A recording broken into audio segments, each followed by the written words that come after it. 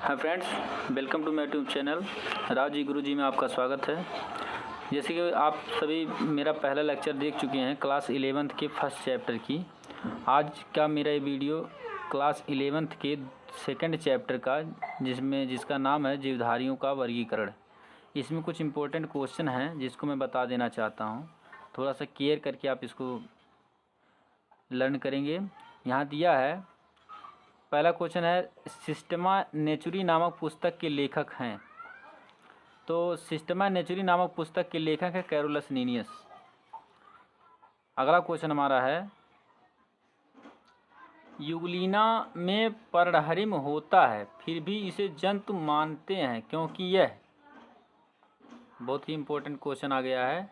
Euglena में पर्णहरिम होता है फिर भी इसे जंतु मानते हैं क्योंकि यह, क्या यह सूर्य के प्रकाश की अनुपस्थिति में इसमें जंतुओं की भांति पोषण होता है। ये सबसे मेन इसके लक्षण होते हैं। इसी वजह से यूग्लिना को हम जंतु कोशिका में रखते हैं, यानी जंतुओं की तरह बिहेव करता है। बात करते हैं, अगला क्वेश्चन है जाति वृत्तीय वर्गीकरण किस पर आधारित है। जाति वृत्तीय वर्गीकरण किस पर आधारित है? तो इसका जवाब होगा समान विकासीय वंशजता पर। समान विकासीय वंशजता पर ही जाति वृत्तीय वर्गीकरण आधारित है। अगला क्वेश्चन है जैव विविधता कहाँ पर अधिक पाए जाते हैं। तो हम बता दें आपको, जो जैव विविधता होती है उष्णकटिबंधीय प्रचुर वर्षा वन में पाई जाती है, जैव विविधता की संख्या ज़्यादा होती है। अगला है जाति वृत्त का संबंध है विकासीय वर्गीकरण से। अब आगे है द्विनाम पद्धति को किसने प्रतिपादित किया। इस चैप्टर में सबसे मेन यही है, मुख्य आता है ये बार बार कि द्विनाम पद्धति को किसने प्रतिपादित किया। ये वेरी इंपॉर्टेंट क्वेश्चन है। तो द्विनाम पद्धति को प्रतिपादित करने वाले जो थे वो लीनियस थे, जिनका पूरा नाम था कैरोलस लीनियस। अगला क्वेश्चन है किन समूहों के बीच प्रोटिस्टा एक कड़ी है। प्रोटिस्ट जो होते हैं एक कड़ी कहे जाते हैं, तो वो कड़ी होते हैं मोनेरा और बहुकोशिकीय जीवों के बीच की कड़ी माने जाते हैं प्रोटिस्ट को। अगला क्वेश्चन है स्पीसीज प्लेंटेरम नामक पुस्तक के लेखक हैं। तो लीनियस हैं, कैरोलस लीनियस। भी एक और पुस्तक लिखी थी जिनका नाम था स्पीसीज प्लेंटेरम। अगला क्वेश्चन है, अब आप जैसे कि पीछे ऊपर भी देख चुके हैं कि सिस्टमा नेचुरी के भी लेखक यही हैं, भूलिएगा नहीं आप। दो बुक लिखे थे ये।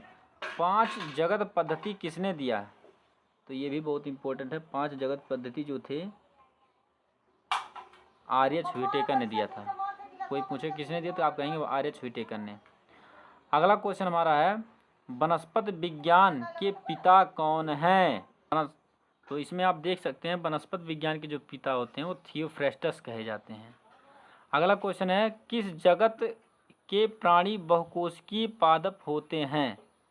तो किस जगत के प्राणी बहुकोशिकीय पादप होते हैं। तो पादप जगत के, एब्सोल्युटली होता है, ये पादप ही होगा। कह रहा अंतर्ग्रहण द्वारा पोषण प्राप्त करने वाले जीवधारी को कहते हैं जंतु कहते हैं। जो भोजन अंदर लेते हैं, यानी अपने भोजन को उठा करके फिर अपने शरीर के अंदर लेके जाते, तो उस प्रकार का जो पोषण होता है उस जीवधारी को कहते हैं हम जंतु। फिर कह रहा वर्गीकरण की कृत्रिम प्रणालियाँ आधारित होती हैं किस पे। तो कई लक्षणों पे वर्गीकरण की जो प्रणालियाँ होती कई लक्षण होते हैं। किसी का वेशभूषा, स्ट्रक्चर, रहन सहन, मतलब कहाँ पे वो रहते हैं, क्या खाते हैं, कैसे पहनते हैं, इन सब चीज़ों के आधार पर देखा जाए तो उनको कई लक्षण होते हैं। अगला क्वेश्चन आपका है लीनियस का पादप वर्गीकरण है। तो कृत्रिम वर्गीकरण है, आप नहीं बोलेंगे इसको, पूछ लेता है लीनियस का पादप वर्गीकरण है तो कृत्रिम वर्गीकरण होता है। अगला क्वेश्चन है प्रोकैरियोट्स किस वर्ग में रखे गए हैं। तो प्रोकैरियोट्स मोनेरा में रखे गए हैं, ये भी बहुत जरूरी है। प्रोकैरियोट्स मोनेरा में रखे गए हैं। और सभी कोशिकीय जंतु एवं पौधे जिनमें वास्तविक केंद्रक होता है किस वर्ग में रखे जाते हैं। प्रोटिस्टा में इसमें वास्तविक केंद्रक पाया जाता है। अगला क्वेश्चन नीलहरी शैवाल को रखा गया है। तो प्रोकैरियोट में रखे गए हैं, इसको याद कर लीजिएगा, नीलहरी शैवाल को प्रोकैरियोट में रखे गए हैं। फिर कह रहा चार्ल्स डार्विन ने सर्वजनमत प्रतिपादित किया। ये इंपॉर्टेंट पॉइंट है, नोट करने वाली बात है। चार्ल्स डार्विन ने सर्वजनमत प्रतिपादित किया था। और एक और है ऑगस्ट वीजमान ने जनन द्रव्य प्रवाह की खोज की थी। तो इस दोनों को याद कर लीजिए भाई। और सो थैंक्स मेरा वीडियो देखने के लिए, बहुत बहुत धन्यवाद। अगर आपको अच्छा लगे तो please like share and follow जरूर करें। थैंक्स।